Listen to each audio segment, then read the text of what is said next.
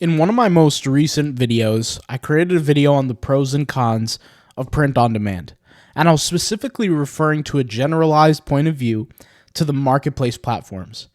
Today, I want to go a little bit deeper and talk about some pros and cons that I'll just list off on my big five, the five platforms that I consistently depend on for that drip feed of income that we spoke about earlier in one of my past videos when I mentioned the drip feed.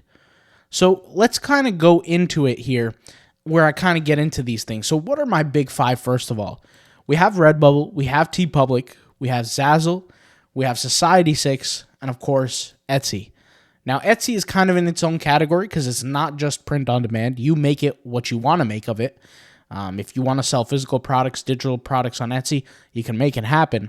But for the case, we're going to be referring to the print on demand side of things on Etsy. Now, this also applies for people who are selling digital products on Etsy that are, for example, digital graphics, which I know many of my viewers like to do that.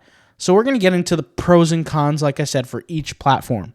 So let's kind of get into it. The first one let's break down is Redbubble. Also, real quick, I just want to mention, for me, merch by Amazon would be one of the big five, but unfortunately, my account was banned long ago for, well, first of all, I had two accounts, but they were both banned long ago. The first one was banned because of too many rejections.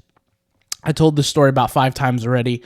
I used a trademark term, and that was the straw that broke the camel's back. Whatever, I got what I deserved. Trust me, I have no ill intent, no bad feelings about it. I got completely what I deserved getting banned on the platform. Then I created some fake information, created another account, and got that one banned pretty much weeks after. But I had massive success on merch by Amazon for the time that I was on it. The first account I had for literally a few months, maybe 4 months, and I reached tier 500.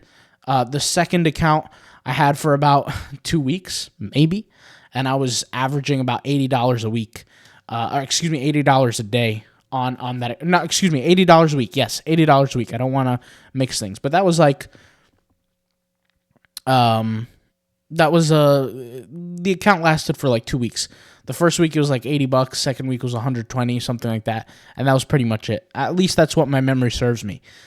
Anyways, merch by Amazon is a great platform. I got what I completely deserved. Trust me, I take full accountability for it. But anyways, let's move on to it. So Redbubble, the first thing, Redbubble has pros and cons for sure. It's a huge platform. It gets tons of search demand.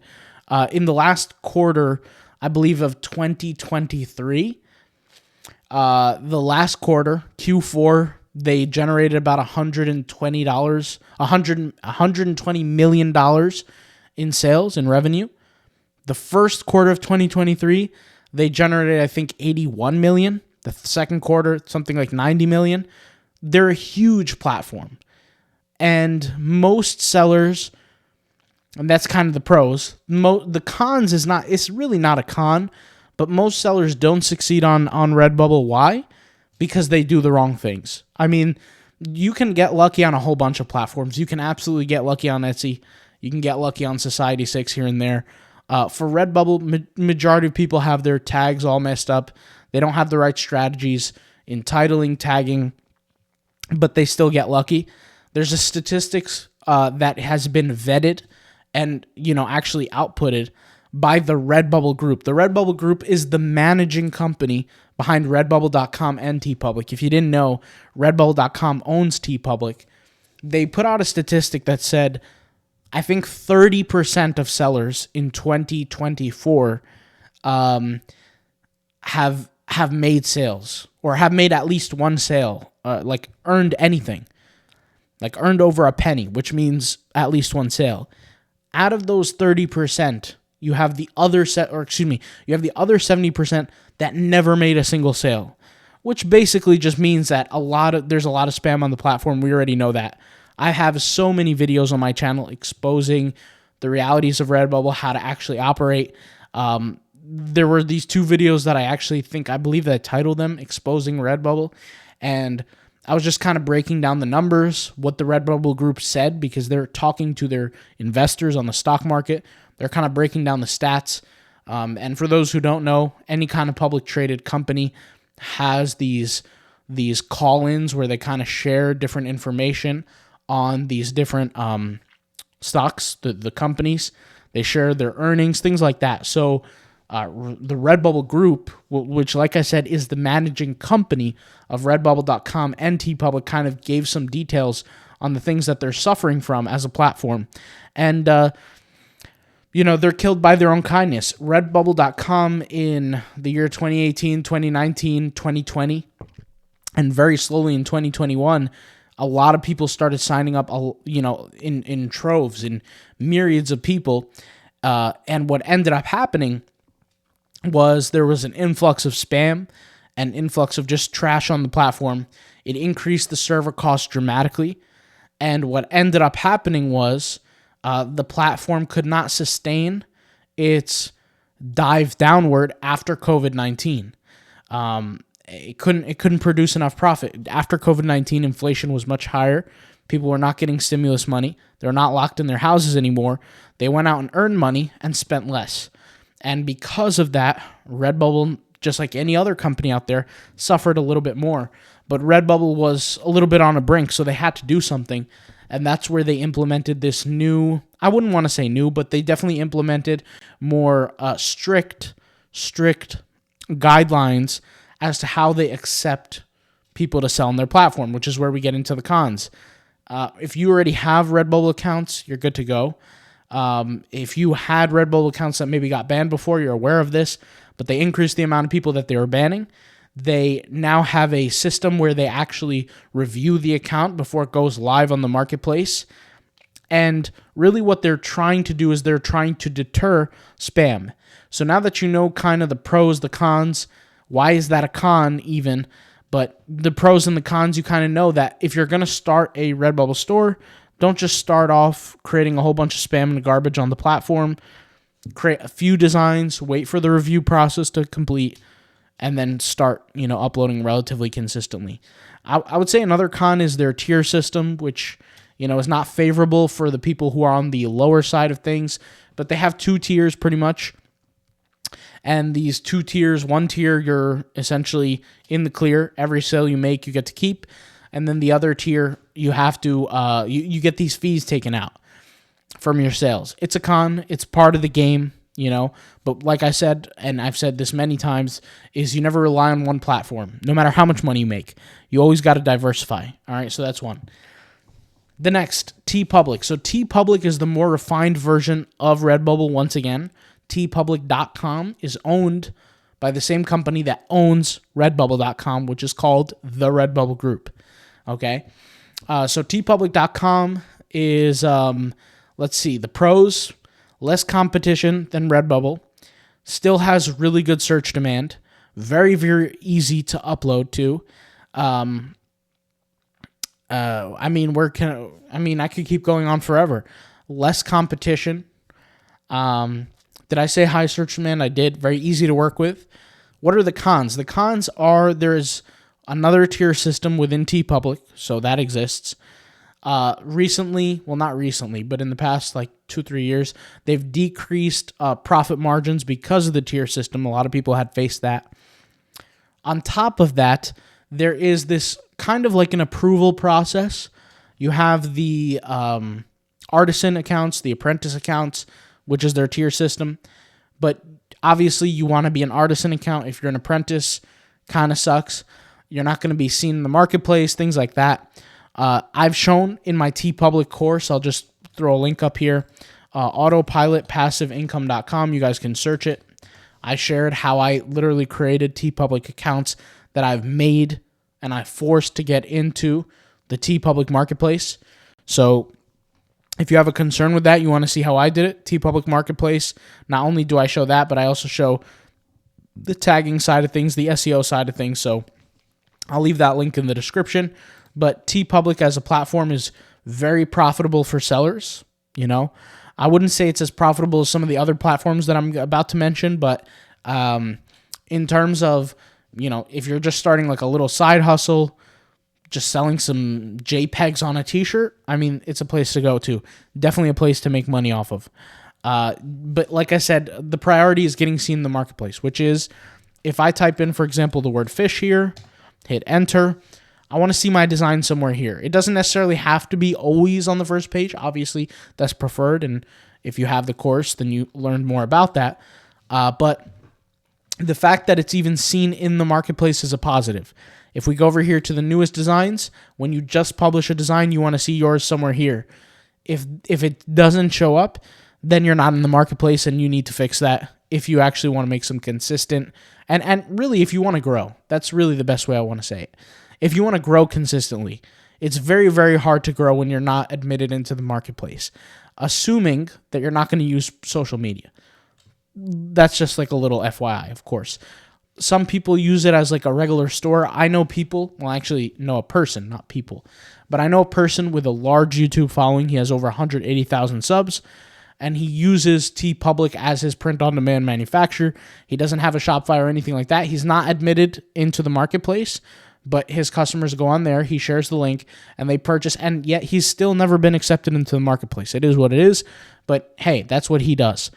All right, so those are kind of the pros and the cons. You kind of got the whole idea now. All right, Zazzle. Zazzle is one of those websites that I would say is a little bit more on the profitable side if you know what you're doing. And when I say if you know what you're doing, I don't really mean it like that. I mean if you work things a certain way.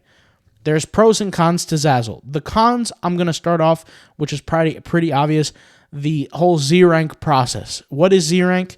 Z-Rank is their, I guess you could say, checklist. That's kind of the best way I would say things, of getting yourself to, sorry, I got distracted. But anyways, Z-Rank, okay, I'm going to have to silence my phone. This is getting a little crazy. One of my print-on-demand partners is texting me right now. But anyways, okay, what is Z-Rank? Z-Rank is when you complete these checklists of activities, right? You complete these checklist share products, create collections, a whole bunch of different things.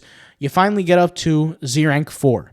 Z-Rank 4 is pretty much the time where you're able to get seen into the marketplace. Very similar to Teepublic's marketplace thing where somebody searches for something, like if I search for wedding, the designs show up here. You want your designs to show up here, obviously. That's not even a question.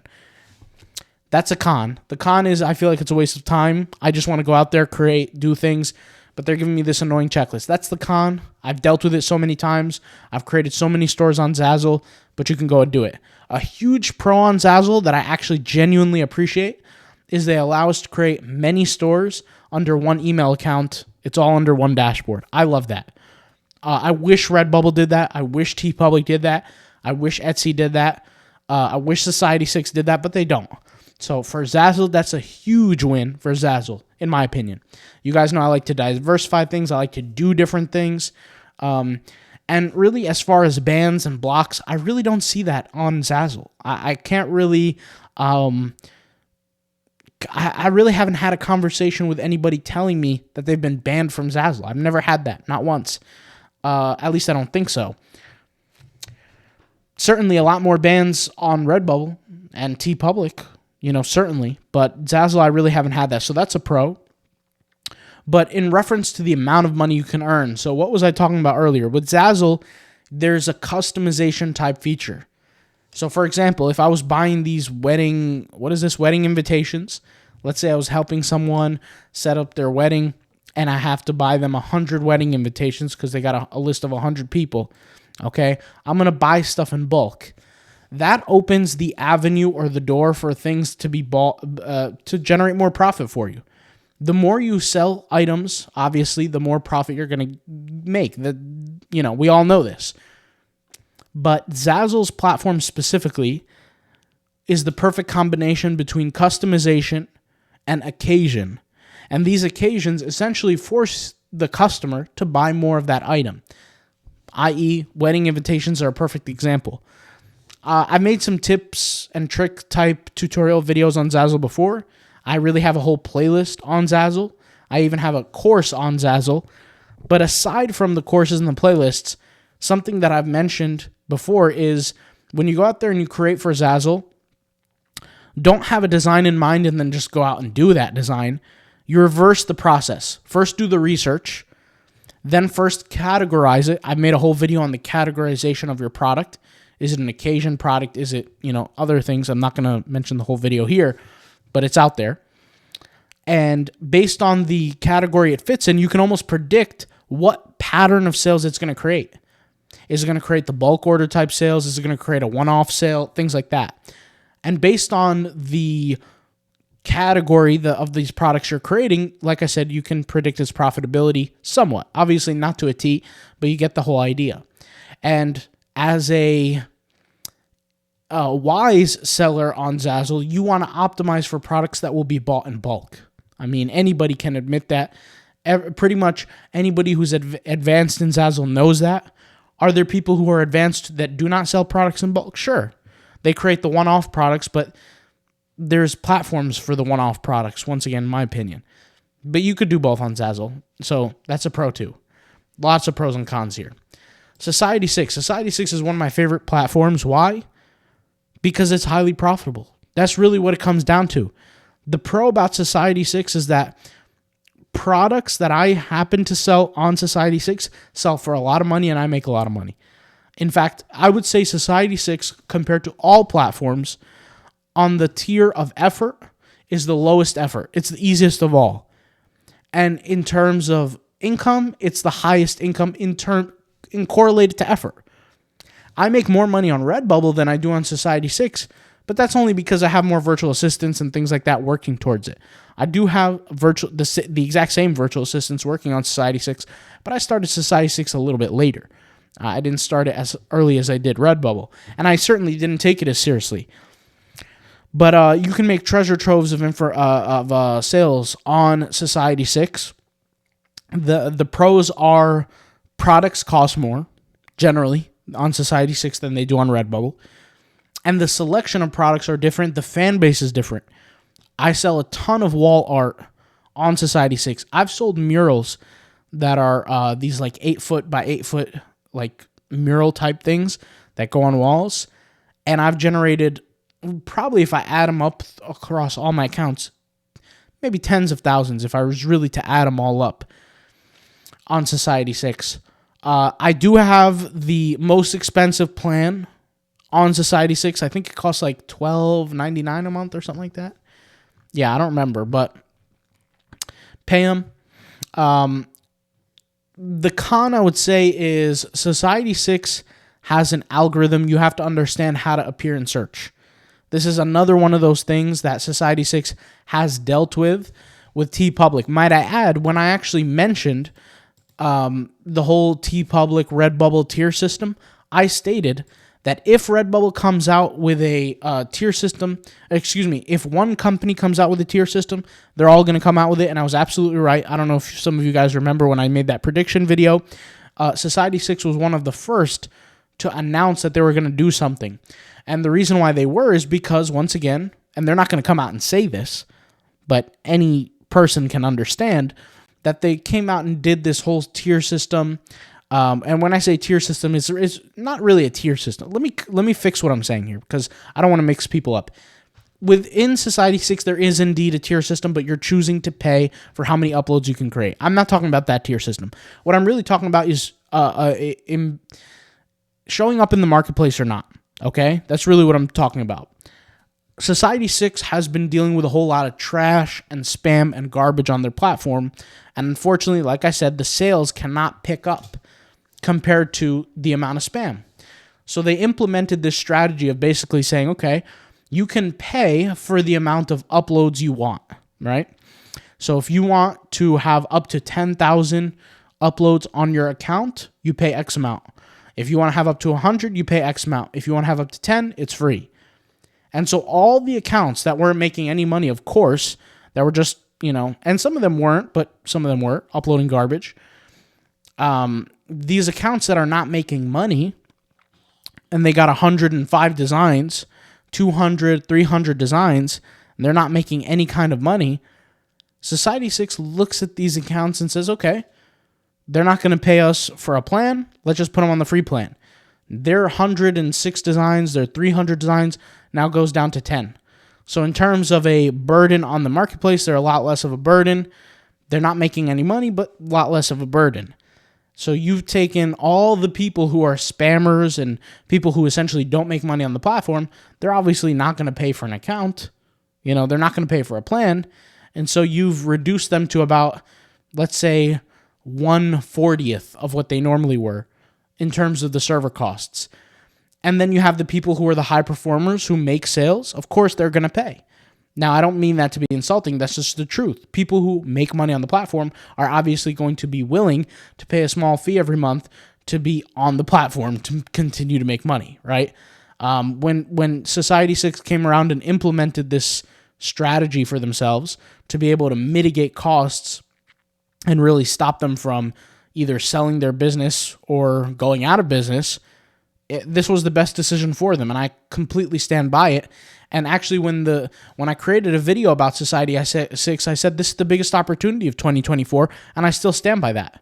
Society 6 is absolutely the biggest opportunity of 2024 for people who want to make money a little bit faster on print on demand. But once again, it's all dependent on being shown in the marketplace.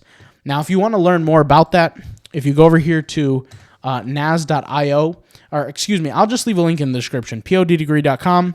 You could just type it in here. It's not HTTPS, it's HTTP //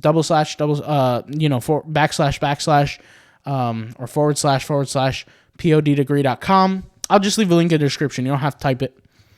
But I have a lesson here called Appear in Search Society 6. Basically, it's a 66-minute video or 2 videos of me explaining the experiment that I ran to basically have my artwork seen in the Society 6 marketplace. And I had multiple accounts. I'm not going to get too into it because I kind of explained it here and I kind of showed it here. But basically, I had multiple accounts that were seen. People kept saying, why isn't my work being seen? Why isn't my work being seen? I had my thoughts on why. I wasn't fully 100% sure at the time. So I ran an experiment. I created a new account. I paid for the membership, the 100. I think no, it wasn't. I had like maybe 100. I don't know, 115, 100. Don't quote me on the number. The video says it all. I don't remember it now because this happened a long time ago. Not a long time ago, but you guys get the point. Many days ago, many months ago. And basically, the first 100-something designs that I basically thought weren't going to appear didn't appear for a very specific few reasons. And then I created 2 designs after, which then appeared in the marketplace. And those were the only 2 designs that I made different. So a huge pro about Society 6, and I just want to mention this here. Where's Society 6? A huge pro about Society 6 is your whole account does not get blacklisted. So let me explain. If you want to appear in the search of Society 6, if I type in the word fish here, let's type in the word fish as an example. If you want if your whole account does not show up in this section for the keyword fish, excuse me. If your designs show up, that does not mean your whole account is banned or shadow banned. That's not the case. It's all of your designs. It's a huge difference because you can do exactly what I did in the experiment is you can go down the line and create other designs that are properly attributed towards the platform, what the algorithm wants, and you will show up. It's just a matter of time. So if you want to learn more, like I said, the link's in the description. You could go check out these things. But this is my kind of view, pros and cons. And one more to go. We have Etsy. Etsy is an amazing platform because there's so much you can sell. All right, so much you can sell. Let's kind of get into Etsy.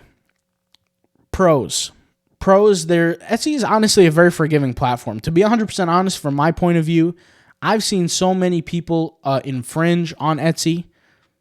Hell, I've probably done it myself more than once. Infringing on Etsy, especially in my early days. Infringing on different trademarks and different copyrights and things. They're pretty forgiving. Don't get me wrong. You can absolutely get banned off the platform. I've seen many people, it happen to them. But if I just type in here like Disney, there should be no Disney designs that appear. But yet here we have them. Why is that? Because Etsy, once again, is a forgiving platform. I'm not sitting here saying you should infringe, but what I'm trying to say is that they're very forgiving as a platform. They do ban people, but you have to really mess up, in my opinion. Maybe I'm wrong. I could be completely wrong on this, but But I've seen, like I said, there's a lot of infringing here, but yet people are still selling. So Etsy, I mean, that's kind of a pro, right? I mean, they're forgiving as a platform, or it takes them long to hop on your case to give you some hell. That's Etsy. Etsy, so what are the pros? The pros are, I only know one way how to make money on Etsy for me. And for me, it's low competition. Low competition niches. I have a lesson on it in my members area. If you want to check it out, go ahead. But you could probably learn the stuff yourself if you just sit there and apply yourself for a few months on Etsy. But basically what I do is I find low competition products. I actually created a video on my YouTube channel. I don't know if I have a link here. Do I have a link? Yes, I have a link. Let me type in Etsy here. I have a video on here. Where is the video? Let's see. Every seller should do this before it's too late. I don't know where the video is. Mostly here, 5 product ideas for Etsy. So this was a video right here that I posted 5 months back where I basically just shared, like 5 different product ideas that are outside of the box, somewhat low competition, or pretty much low competition, that anybody could do. I like to go into low competition areas in Etsy, and I don't create the product unless I actually do the research beforehand. So I guess that's a pro. The marketplace is a huge marketplace. There's a ton of customers. There's a ton of creators. Etsy is starting to go through what Society6 has went through, what Redbubble has went through, where they're dealing with infrastructure issues, server issues, a lot of spam, a lot of garbage is going up on there, and the demand is not sufficing the amount of supply. In other words, that's not how it used to be. 5 years ago, 7 years ago, there was more than enough demand for the supply. It's flip-flopping now very slowly, where there is more supply than there is demand on Etsy, which obviously over time is going to create a less profitable platform. Etsy is starting to implement certain things in their system. So, for example, a $15 fee to join. They're making it harder for people from outside the U.S. and, first world countries to join the platform. Different phone number verification systems, things like that for people to join. They definitely are having a spam issue. I wouldn't say a spam issue. They're having a sales issue. The demand, once again, is not covering all the supply in terms of server costs. What does Etsy do? They pay for the spread, they make money off the spread. So you list a product, they make money off the fees, and you get the sale, and you take home the rest of the money, right? So they're making a very small amount of money. The small amount of money they're making off of each and every individual sale is not enough for the amount of demand, or because of the lack of demand. There's less demand. I'm not saying there's a lack of demand. There's less demand. Basically, if you're selling well, this is not a problem for you. If you're not selling well, this becomes a problem, because if you don't have an Etsy account yet, it's going to be harder and harder to create accounts into the future. More people will absolutely get banned, even if it's unfair. It will happen. This is just the name of the game. Anybody who's been in the print-on-demand world can see this from a mile away. And that's pretty much what it comes down to. Etsy is a huge platform. It's very beneficial to sell on it. I highly recommend it. Probably a con is that people don't like to deal with customer service and getting negative reviews falsely. And I could say, trust me, I've had that, I remember in my very early Etsy days, I sold the product. I even told this story before. Sold the product. The customer got the product. The product is exactly as described. It was actually a digital product. And they gave me a 1-star review. So I messaged them. I said, hey, what's up? Why did I get this 1-star review? They said, because I wanted to give it to you. I said, is there anything wrong with the product? They said, no. I said, do you want a refund? They said, no. I said, is there anything I could do to, we could change this or whatever? They said no.